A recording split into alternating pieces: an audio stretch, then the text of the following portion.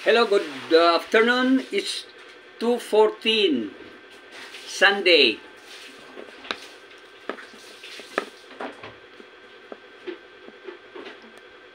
To 14 of July 2024. Happy Sunday. Okay. Pupunta kami sa bagong SM dyan. Bago pumunta, hinihintay ko yung wife ko. Naisipan ko mag-vlog and ano na yan. Mag-upload na lang ako ng photo with this vlog. Nandoon na yung yung script ko. Inano ko yung vision and mission ko. Bawat isa sa atin may vision dapat, 'di ba? At saka yung mission na mararamdaman po natin kung anong mission natin sa mundong ito. My vision and mission is I am living with FLIRT. Ano ba itong FLIRT? This is actually reblog, acronym yan na FLIRT. 8 letter word. Oh, ano ba ang F? Ano ba ang H? Ano ba ang L? And so on and so forth. Oh. Okay. Kape muna ko ha.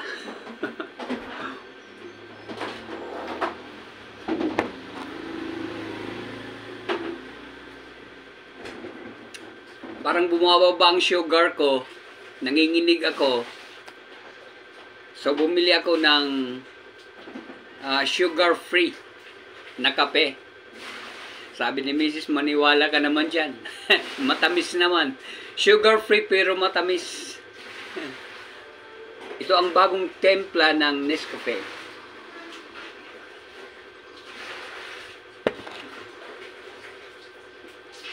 Okay, thank you. Ano ba ang FLIRT? I'm living, nabubuhay ako na kasama ang FLIRT. To be a better person. Para ako maging mas mabuting tao, isinasama ko ang FLIRT na yan. To be a better person, serving others. Oh, maglilingkod ako sa aking kapwa, sa aking mga suppliers, sa bakal at papel. So, I choose to live with FLIRT. Pinili ko na mabuhay na kasama ang FLIRT. Okay. Actually, ano ba itong FLIRT? Kasi dati ang buhay ko walang direction, come what may. Now, I choose to live with FLIRT. To be a better person, helping others. Yan ang vision and mission ko. Nasa nasa timeline yan ng Facebook ko. Okay. Now, F.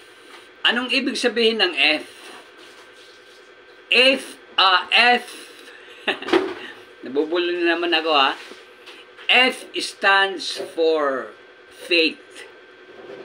Ibig sabihin pananampalataya. Whatever you have in mind becomes a reality.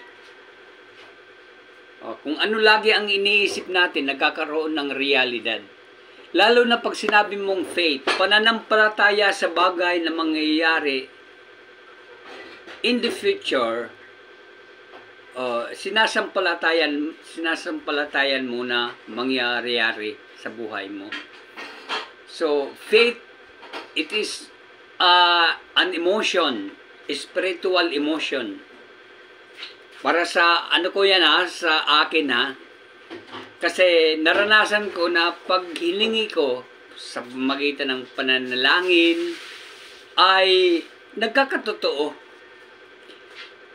Nung 3 years ago, ang viewing namin, pinupuntahan pa namin talaga na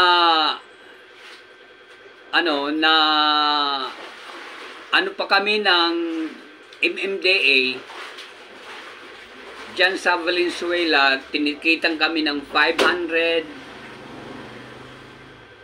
Dala namin ang aming sasakyan at mayroon pang nangi-scam sa amin. Pero pag after 3 years, ibinigay sa amin ang isang 40-footer na mga papel, files and records ng isang kumpanya na kailangan nila na ang aming serbisyo. I will not mention the name of the company because we have confidential agreement with them. Ayan.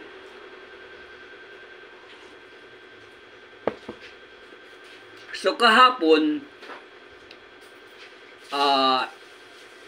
hinakot namin, ipinahakot nila sa amin dahil ampaw na yung yung papel, umabot lang ng 9 tons and 810 kilos. Yan ang so napagserbisyuhan po namin sila.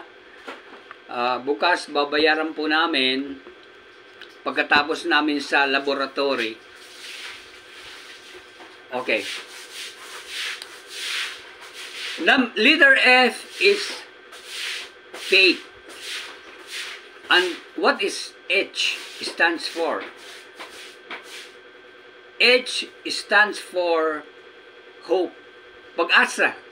Napakasarap na ang Diyos ang inaasahan po natin at maging kasama mo sa pamumuhay mo. Di ba? Hope stands for H. And what is letter L? L stands for love.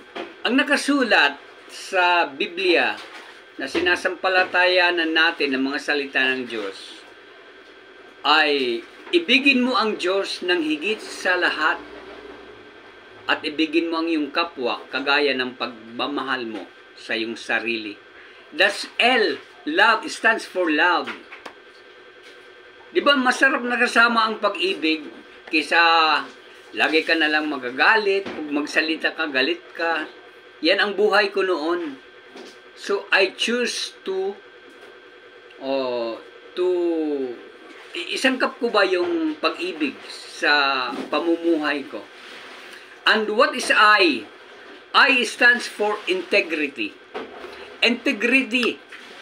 By the way, don't forget to click, comment, and tap read more sa YouTube channel ko. Ito. Pero ina-upload ko yung photo dito sa aking Facebook. Yan ang thumbnail ko, ina-upload ko dito sa Facebook. I is for integrity. And ang ibig sabihin ng integridad, that is the highest form of honesty. Kung ikaw ay empleyado, hindi ka man nakikita ng amo mo, nagtatrabaho ka, nag-iisip ka ng mga gawain kumpanya para sumulong ang kumpanya na iyong pinaglilingkuran. May integridad ka eh. Di ba? It is the highest form, ulitin ko, it is the highest form of honesty. Now, what is R? R is for respect. Yung paggalang ba sa kapwa. Huwag tayong mang-aapak sa karapatan ng ibang tao. Hindi natin, bawal sa atin ang pumutol ng buhay ng ibang tao. Wag na wag. Oo. Wag na wag. Kailangan igalang natin sila. Sino man, igalang po natin. Kailangan kasama natin ang pakikisalamuha sa kapwa, ang paggalang. Another R is reputation. Ang una kong narinig ito sa anak ko na si Alvin. Yung reputation mo, kailangan maganda ang reputation mo. 'Di ba? Hindi ka man iginagalang ng ibang tao, pero ang reputasyon mo nandoon na pag ginawang ka ng masama, hindi ka gaganti ng masama. Kasi pag ginantihan ang masama mo ng iba, ang pag ginantihan ang masamang ginawa ng iba ng masama, dadami ng masama. 'Di ba? Kailangan maganda ang reputasyon mo. Pag nangako ka, tutuparin mo. You are a man of few words. Another H is for honor. Yung karangalan, importanteng karangalan.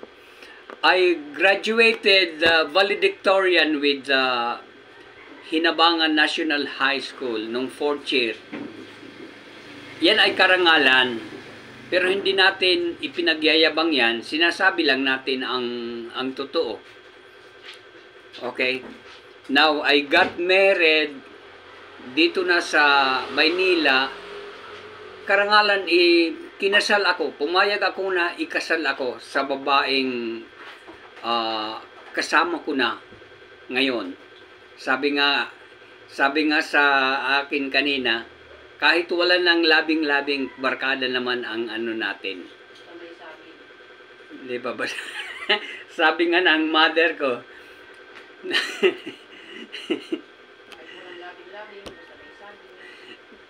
kahit walang labing-labing, basta may saging. Okay. That is H. Yung karangalan. Yung marangal na pamumuhay, importante yan. And letter D, last but not the least, is dignity. Aanhin pa natin ang buhay natin kung walang dignidad.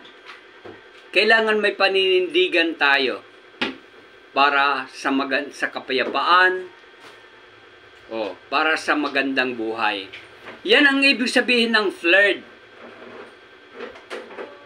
F-H-L-I-R-R-H-D.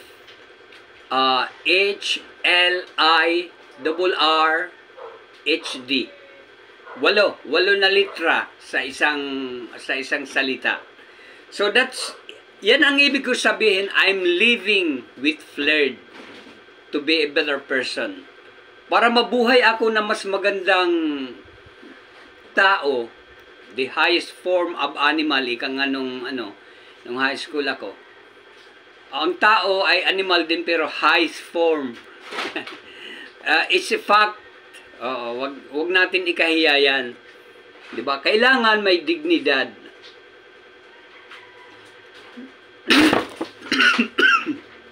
Ay, sorry. Nasamid ako. Hindi ko na i-edit ito, ha.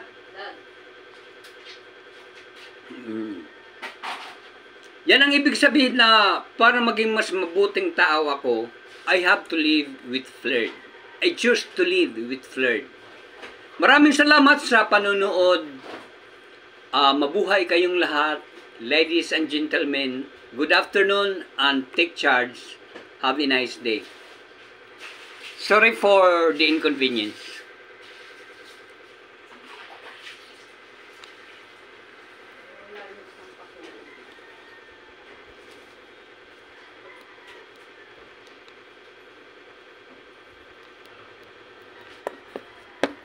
Nano yung touch screen ko,